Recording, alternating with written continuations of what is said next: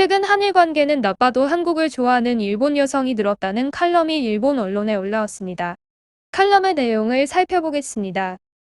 반일 데모가 격화되고 노재팬의 불매운동이 대대적으로 벌어지면서 일본 내에서도 이런 보도에 질리는 분위기로 변했습니다. 하지만 한국에서의 반일 감정은 아랑곳하지 않고 신종 코로나 바이러스 감염 확대로 한국을 좋아하고 다양한 장르에서 한국을 즐기는 여성이 늘고 있다고 합니다. 세계 최대 숙박 예약 사이트 부킹닷컴의 조사에 의하면 일본인이 신형 코로나 수습 후에 가장 가고 싶은 나라는 서울인 것으로 나타났습니다. 이어 방콕, 호놀룰루, 타이베이, 파리 순으로 발표했습니다. 한일 관계가 악화되면서 몇 년 전까지만 해도 대만이 가고 싶은 나라 랭킹에서 1위였지만 이번 조사에서는 한국이 1위로 올랐습니다.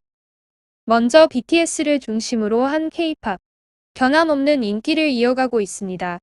다이너마이트가 미국 빌보드에서 1위를 기록하는 등 방탄소년단은 이제 K-팝을 넘어 세계 스타가 됐습니다. 여성 아이돌 그룹에서는 트와이스의 인기가 다소 가라앉았지만 미지유가 새롭게 등장하면서 K-팝의 인기는 현재 진행 중입니다. 또 미국 아카데미에서 사관왕에 오른 영화 기생충 반지하 가족도 막상 일본에서 개봉하자 무려 47.4억엔의 매출을 올렸습니다. 2005년 일본에서 공개된 내 머릿속에 지우개 이후의 쾌거입니다. 기생충에 등장하는 짜파구리 역시 인기를 끌고 있습니다. 한국 라면의 인기는 짜파구리뿐 아니라 매운 불당면과 치즈라면이 팔리고 있으며 레시피 사이트에서는 두부찌개 라면의 레시피도 즐비합니다. 한국 드라마의 인기는 넷플릭스나 아마존 프라임의 등장으로 많은 한국 드라마를 원하는 시간에 볼 수 있는 환경도 뒷받침했습니다. 이태원 클래스 더 킹 영원한 군주 사이코지만 괜찮아도 인기를 끌었고 지금은 대작 드라마가 넷플릭스에서 주목받고 있습니다. 제작비가 20억엔으로 알려진 빈센조나 시시포스, 더 미스는 도저히 드라마라고 생각할 수 없는 높은 퀄리티의 놀라움을 금치 못합니다. 한국 드라마가 주목받는 한편 젊은 세대에게서는 웹툰이라고 불리는 한국의 디지털 만화도 지지를 받고 있습니다. 라인 만화나 카카오톡의 피코마에서 볼 수 있어서 젊은 세대를 중심으로 쉐어가 확산되고 있다고 합니다.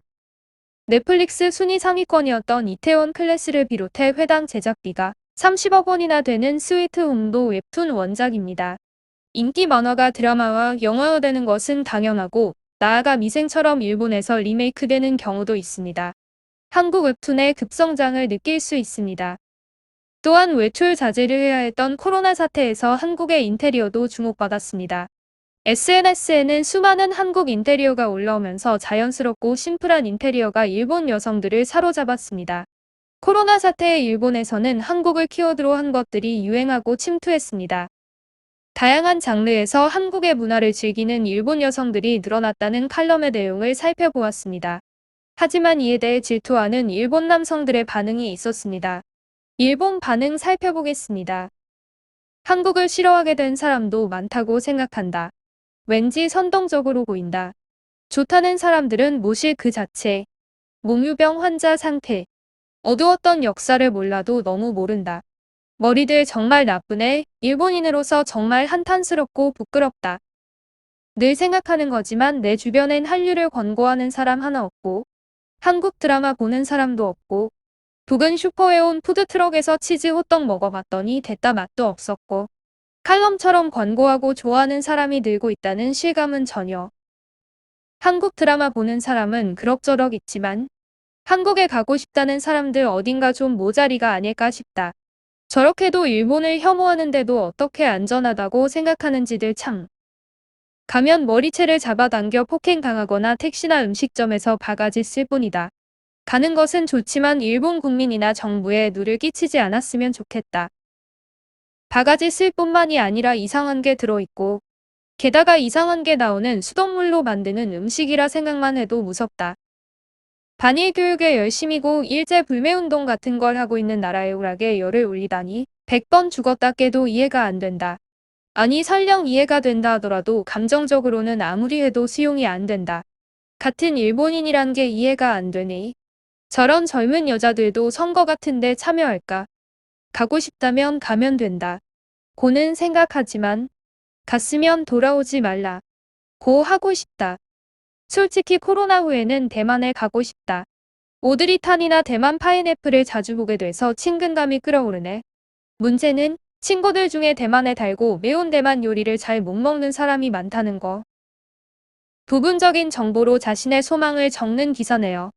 일본인의 80%가 한국에 부정적인 감정밖에 없는 증거가 있습니다. 이제는 서툰 조작이 오히려 혐오를 부른다는 것을 학습하는 것이 어떨까요?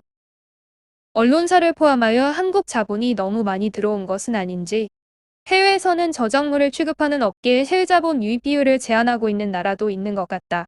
일본도 그래야만 하지 않을까? 이는 10년 전 후지 TV의 K-팝 업지 띄워주기를 떠올리게 한다. 일본, 가난하니까 말이지. 내 주변에는 한류 팬이 없군요. 내가 다니는 컬처 스쿨의 친구 중에도 싫다는 사람은 있습니다. 물론 연령대 폭도 넓고요. 반한인 사람에게 묻고 싶은데 당신은 한국분으로부터 직접 괴롭힘을 당했었나요? 한국 정부는 대일 여론공작비를 증액시키고 있으며 일본 미디어나 SNS를 조작하여 억지로 붐을 날조하고 있습니다. 신초, 교도통신, 마이니치 신문을 비롯해 많은 언론사와 자칭 설문기관에 돈이 뿌려지고 있으며 있지도 않은 데이터들이 날조되어 한국을 억지로 미화한 보도가 실행되고 있습니다. 저는 참치를 좋아해서 사는데 요크마트의 참치는 산지가 한국이라고 표시돼서 구입을 포기합니다. 빨리 국교를 단절했으면 좋겠어요. 뭐 콘텐츠로서 좋아하는 사람은 좋아할 거고 정치와 문화는 별개이겠지만 그 전에 일본인으로서의 긍지라는 고집을 가지면 좋겠다. 저만치 국제적으로 일본의 이미지를 깎아내리고 있음에도 불구하고 아직도 그 나라를 좋아한다는 게 믿어지지가 않는다. 방송을 보는데 지겹도록 한국 드라마라던가 케이팝이라던가 하는 프로그램이 많네요. 인기가 있어서 많은지 많아서 인기가 있는 것처럼 보이는지는 잘 모르겠지만 일단 한국 전문 채널 같은 것도 있는 모양이니까 그것만으로 해주었으면 좋겠어요. 안타깝게도 우리 딸도 케이팝에 빠졌고 말을 들어보니 학급 여자 다수가 BTS 등에 열중하고 있는 것 같습니다. 젊은 세대에서는 정말 붐인가 봐요. 부모로서도 안 된다는 말도 못하고 역사에 대해서 가르치기도 하지만 그것과 이것은 다른 생각 같네요. 장래의 일본이 정말 걱정입니다. 거래처 사람이 한국 역사 드라마에 빠져서 내게 추천을 했고 시험 삼아 봐봤더니 분하게도 의외로 재미있었다. 난 시대극을 꽤 좋아하는데 제작 예산이 너무 많이 들어서 일본은 제작을 않고 있다. 예전에는 정말 많았었는데 한국은 예능에다 예산을 상당히 쓴다고 생각했고 일본도 돈이 있으면 여러 가지 시대물을 만들 수 있다고 생각했다. 이런 저수준의 쓰잘데없는 기사 써서 인간으로서 창피하다고 생각하지 않나? 구린 건 뚜껑을 씌우고 겉만 보는 법. 이 분석은 잘못되어 있다. 일부만을 보고 전체는 보고 있지 않는 생각이다. 얼마 전 DVD 대여점 중에 한류 코너가 워낙 많아서 너무 많다고 항의했던 가게를 다시 가봤더니 망해서 없어져 버렸다. 흐름이 변하고 있다는 기분이 든다. 나 자신 옛날에는 친한파로서 한국에 간 적도 있지만 지금은 조작된 위안부 문제에 진저리치고 혐한, 반환이 되어 버렸다. 정치, 경제, 국제 정세나 관계, 인권 문제에 관심이 없는 젊은이 중에 지지자가 있을 수 있지만 많은 일본인은 비정상적인 한국에 대해 좋은 이미지를 갖고 있지 않다. 전후 최악의 한일 관계라고 일컬어지는 게 그 증거다. 한국은 약속도 지키지 않고 날조로 돈과 사과를 요구한다. 뜻대로 되지 않으면 큰 소리로 주위의 엉터리를 소리 지른다. 정상적인 사람이라면 호감 따위는 가질 리가 없다. 만약 호감이 간다면 동료로 여겨지고 약속을 지키지 않고 믿을 수 없는 인간으로 주변에서 생각할 뿐이다. 나라의 일, 국제적인 사안 등 잘 생각하지 않는 분들이 많아진 것 같습니다. 옛날 성장기의 일본에선 이렇지 않았지요. 만만치 않은 타국의 호구가 되지 않았으면 합니다. 국가 간의 관계와 민간 교류가 별개라는 것은 일리가 있지만 최소한 위안부, 징용공에서 일련의 움직임을 보고 있으면 존경할 수 있는 상대국이 아닌 것은 틀림없네요. 그리고 진정한 리셋과 깔끔한 상태로 사귀려면 해결해야 할 일은 해결해야 합니다. 순수하게 멋있어서 보기 좋아서 빠지는 건 괜찮지만 트위터로 자주 보는 한국을 좋아하는 여자들은 한국 연예인이 하는 말까지 사실이라고 생각하는 사람이 있다.